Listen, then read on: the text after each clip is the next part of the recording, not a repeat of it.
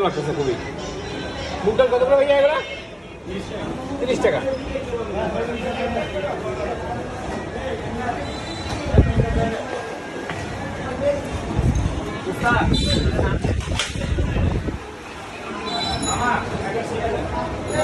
ও উপরে আছে না মামা? উপরে জায়গা নেই?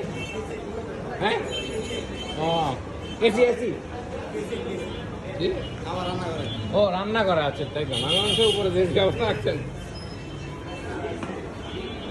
বলো না দাও, তুমি জানা তোমার সুবিধার কাজ করো। এই লাভ দেওয়া